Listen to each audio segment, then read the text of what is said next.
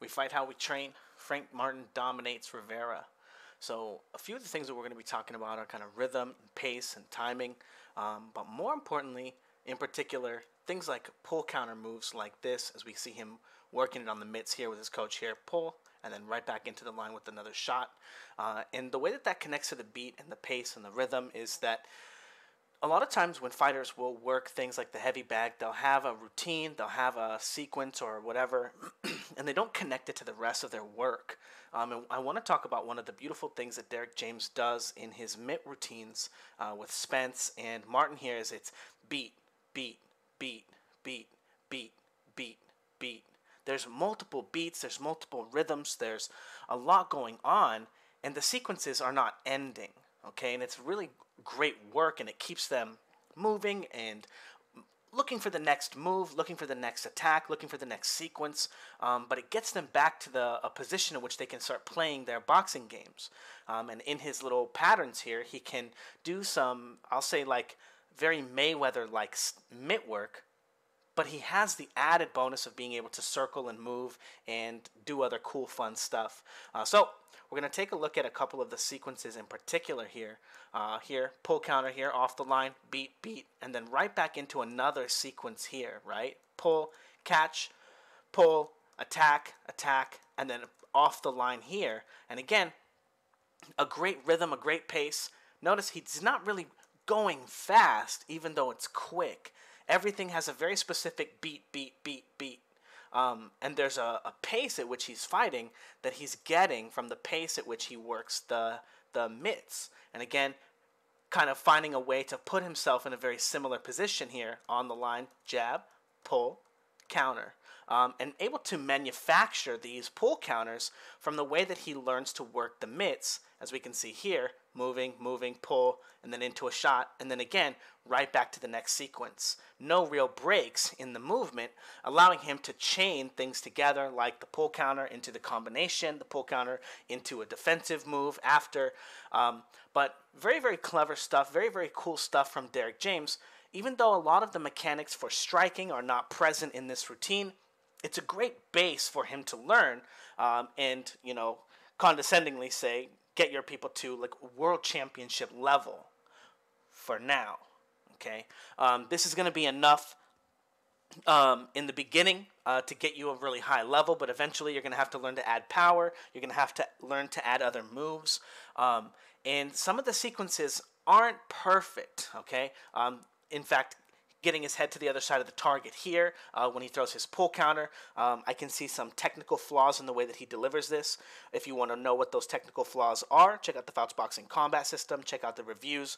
It will teach you all the most important mechanics for striking in the least dense way. Okay, the easiest, the most simplest way to learn everything you need to learn about how to punch hard, and then how all of punching hard equates or is incorporated with your movement, your ability to turn it into a system of combat, okay? And that's the beautiful thing about the Fouts Boxing Combat System is it uses all of the most mechanical ways of learning to throw a power punch with ease and fluidity, and then creating an entire combat system out of it, as well as a way to deliver it, okay? It's nearly a perfect system. I want to say it's the most perfect system that will ever come out for combat sports, for boxing. Anyway, I'm very proud of it. Check it out. And now we get to him versus Tank Davis. I just kind of want to latch this stuff in here. My initial thoughts, without doing any film study, is that Frank Martin is a very strong guy. He has a lot of potential. He's fast. And sometimes you can, when you're fast, you can accidentally hit a guy really hard. Tank Davis is one of those guys that accidentally hits everyone really hard every time he throws a punch. He's just so fast, he hits really hard, and we've seen him be outboxed by people who can do some things like Frank Martin, who can do pull counters, who are real fancy, right? Off the line pull counter. Now, not to talk shit about Rivera, but Rivera's not on the level. He's not a super great athlete. He's not as sharp or strong or this or that. So it's not that difficult to gain these types of advantages. Now, boom, this is an incredible shot, right? We can see that he doesn't actually get his head to the other side of the target, just like in the We Fight How We Train on the pads, right? Most of the mechanics are present. Because he doesn't understand the correct structure for punching, he's not getting all his weight into it. It's mostly an arm punch. And the problem is, this is round 2 here.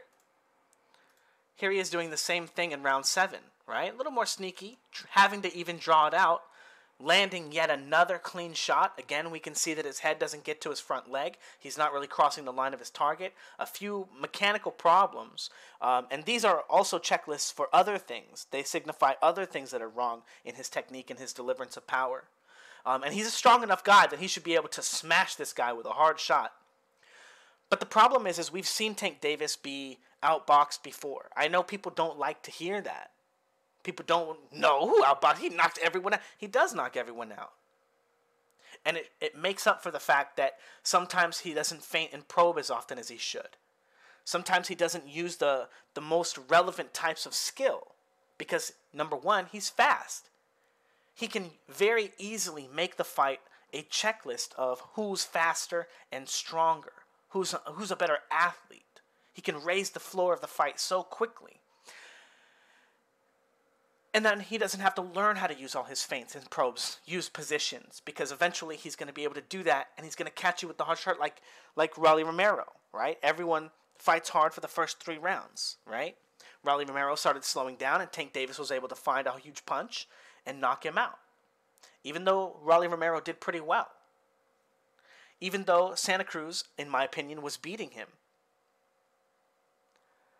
There's just a certain inevitability that your opponent's going to find a way to hit you in these kinds of skills, pull counters, while being very fundamental to your boxing game. It's, how do you say it? It's, you cannot skip the process of learning pull counters. You cannot skip the understanding how to set them up. And again, check out the Fouts Boxing Combat System. I will teach you the best pull counters that you can learn, the most efficient way to learn them, to generate power into learning them. And it's all part of the Fouts Boxing Combat System. But it's a low level of offense. It's very dangerous because even something simple, like if he jumps in here, right, instead of with a 2, he comes in with a 2-3. Right? And then from the same position, he gets control of him with the rear hand, pushes him off the line, and now he has him crossing the line with the intent to drive as much weight as he can into his target. So a pull counter can be countered very easily simply with a combination. And if Rivera here was to throw a left hand, right, push him off the line with the rear hand, and then come back with a real quick hook, he'd be able to catch Martin as he's getting on the line. And I'm not exactly sure necessarily if Tank Davis is on that level, if he's doing 2-3s like that. Again, I haven't film studied the fight yet. But Tank Davis is no slouch with his pull counters either. And one of the ways that Martin here is looking to initiate is off of his own offense, right? Using his own probe. And Tank Davis may be able to get to the line faster than he can leave it and counter him. You know, we don't know. We don't know. I haven't done the film study yet. Frank Martin is very quick. He's got good positions. He's got a good rhythm and pace at which he learns to fight on the mitts with his coach. But because of the fact that this fight went 12 rounds, and we saw Martin landing power shot after power shot after power shot, and almost at will, we see him here able to manufacture it.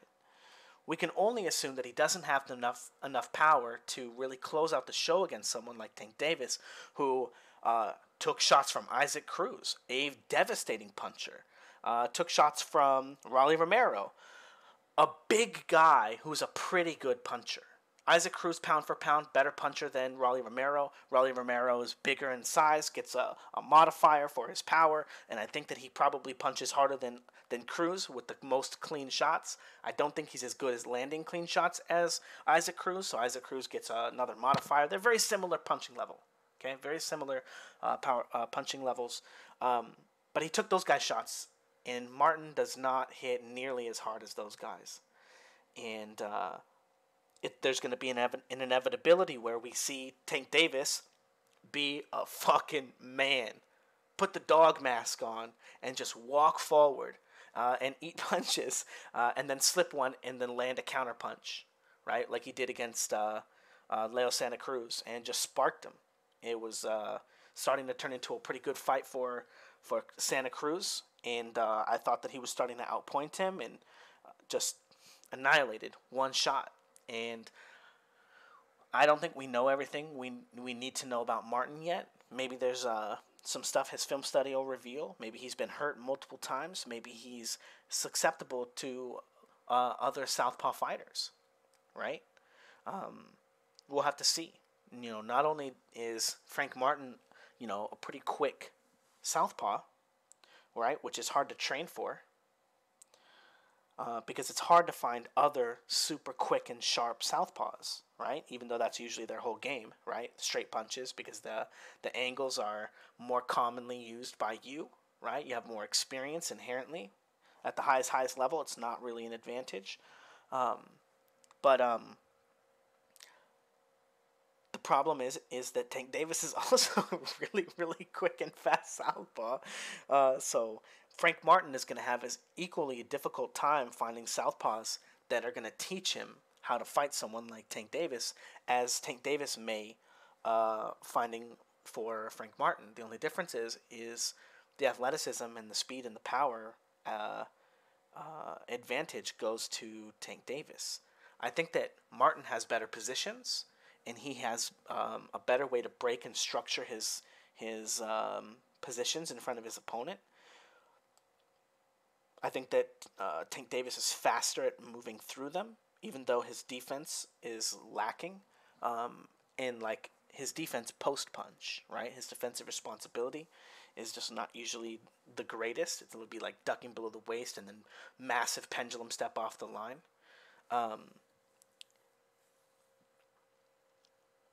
But I think that it's not going to be that difficult for Tank Davis to make a slip counter or a pull counter like motion, move onto the line or move off the line and then back onto the line with the shot, or just cross his line and hit him while he's there. And Frank Martin doesn't take advantage of his positions. He gives them away.